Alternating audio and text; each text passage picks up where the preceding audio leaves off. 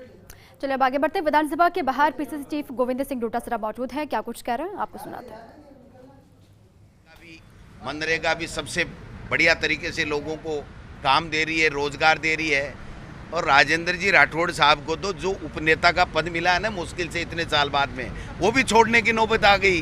वो कह रहे हैं मैं तो छोड़ दूं, मेरे पे तो रहम करो। अरे अपना छोटा सा पद बचा लो, अपनी पार्टी के टुकड़े टुकड़े होने से बचा लो और हकीकत को स्वीकार करो। और मोदी मोदी जय बोलने से अब दोबारा वोट नहीं मिलने वाला है। आपने देखा होगा कि 1.25 लाख से ज़्यादा वहाँ पर चित्तौड़गढ़ में मारतोकुंडे में भीड़, 50,000 से ऊपर सुजानगढ़ के अंदर वहाँ डूंगरगढ़ में किसान आए और शांति से सुन रहे थे। 5-5 घंटे तक उन्होंने सुना। और जिस प्रकार से देश में राहुल गांधी के दौरे हो रहे हैं, कल आपने देखा होगा पश्चिम बंगाल में राहुल गांधी जी का जिस प्रकार से जन सैलाब उबड़ा है, इससे इनके पेट में दर्द होने लग गया है।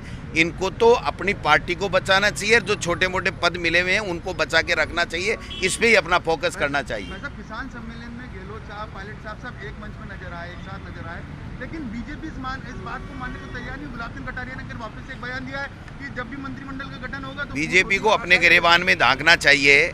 जो विधानसभा के उनकी जो पार्टी की मीटिंग थी उसमें क्या हुआ उसको उनको मनन चिंतन करना चाहिए।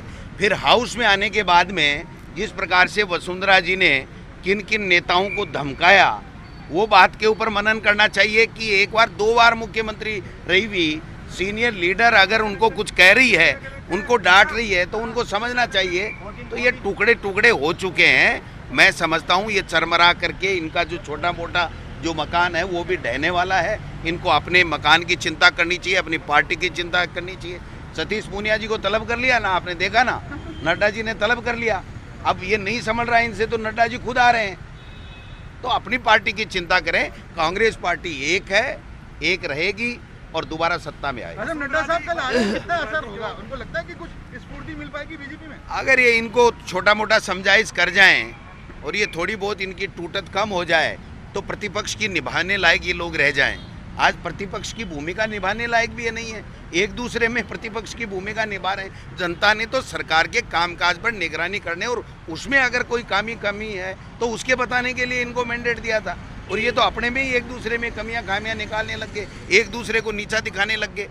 तो ऐसे में प्रतिपक्ष की भूमिका में जो उनका रोल होना चाहिए वो नहीं हो रहा। वसुंधरा जी धार्मिक यात्राएं निकाल रही हैं, बहुत बड़ी। अब वो तो उनका व्यक्तिगत काम है, वो धार्मिक निकालें, राजनीतिक निकालें, वो तो इनको सोचना चाहिए। पूनिया जी को, राठौड़ साहब को, और इनको सोचना चाहिए क्या करना है क्या नहीं करना। मैं नहीं जाऊंगा उसमें। कौन? वो ले जाए तभी तो जाएं, ये भी तो सवाल है ना।